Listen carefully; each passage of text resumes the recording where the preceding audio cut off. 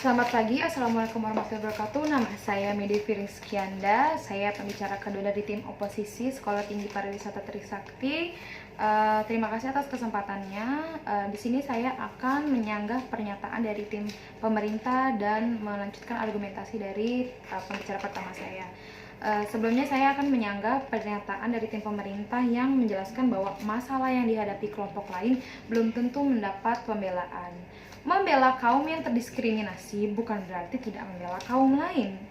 Kita lihat realitanya ya, sekarang ada salah satu ras yang sedang teropres. Kita semua tahu Black Lives Matter. Di sini orang-orang kulit hitam sulit mendapatkan kehidupan yang sejahtera dibandingkan orang yang kulit putih hanya karena warna kulit mereka. Mereka sulit mendapatkan ekonomi, mereka sulit mendapatkan kesejahteraan ekonomi, kesempatan kerja dan lain sebagainya. Bahkan dari mereka tempat tinggal hingga mendapatkan edukasi sudah sulit karena warna kulit mereka. Hanya karena salah satu ras sedang sangat terdiskriminasi bukan berarti kita mengabaikan masalah-masalah ras lain.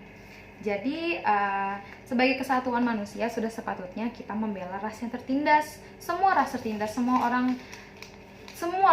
orang terdiskriminasi. Namun kita lihat dulu nih mana yang paling tertindas. Dari situ kita bisa sama-sama belajar untuk membela yang lain. Bukan berarti membela satu ras yang tertindas, bukan berarti tidak membela ras yang lain.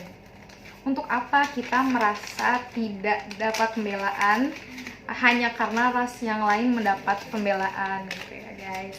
Lalu di argumen kedua, tim pemerintah menjelaskan bahwa hampir semua permasalahan terkait identitas bermuara pada permasalahan ekonomi. Tidak, realitanya kebalikannya, diskriminasi menghambat pertumbuhan ekonomi. Untuk kelanjutannya saya akan menjelaskan di argumen saya.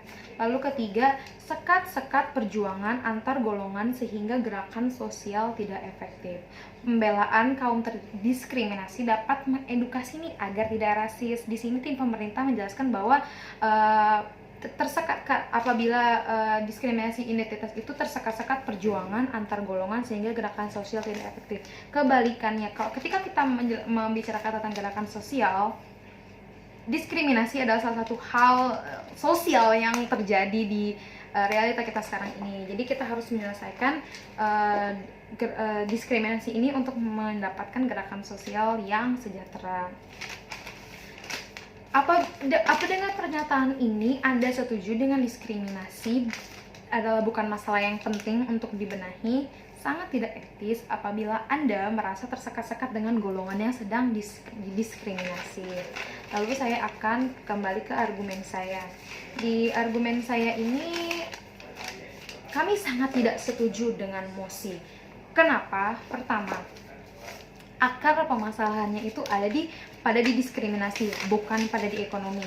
Ada bukti dari survei yang dilakukan Poverty Action Lab di Chicago, Amerika Serikat dengan 5.000 sampel menghasilkan bahwa lamaran kerja dengan nama pelamar yang terdengar seperti orang-orang kulit putih menerima panggilan kerja 50% lebih banyak dibandingkan pelamar dengan nama yang terdengar seperti orang kulit hitam.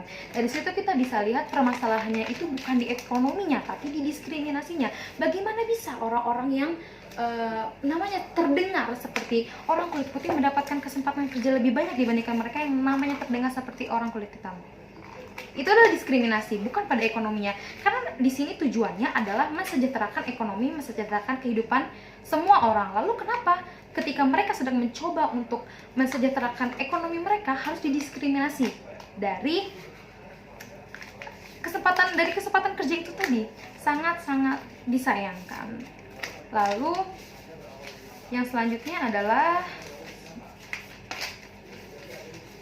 dari situ apabila kita membenahi sistem akar permasalahannya, dari situ akan berdampak baik kepada semua aspek, tidak hanya ekonomi, kesenjangan sosial, kesejahteraan sosial, semuanya akan berdampak baik apabila kita menyelesaikan masalah akarnya itu, yaitu diskriminasinya, bukan ekonominya. Apabila ekonominya cara untuk menyelesaikan ekonominya saja sudah tidak benar, bagaimana kita akan menuju ekonomi yang sejahtera. Begitu saja, itu yang saya dapat sampaikan sebagai pembicara kedua. Selanjutnya akan dilanjutkan oleh pembicara ketiga saya. Terima kasih.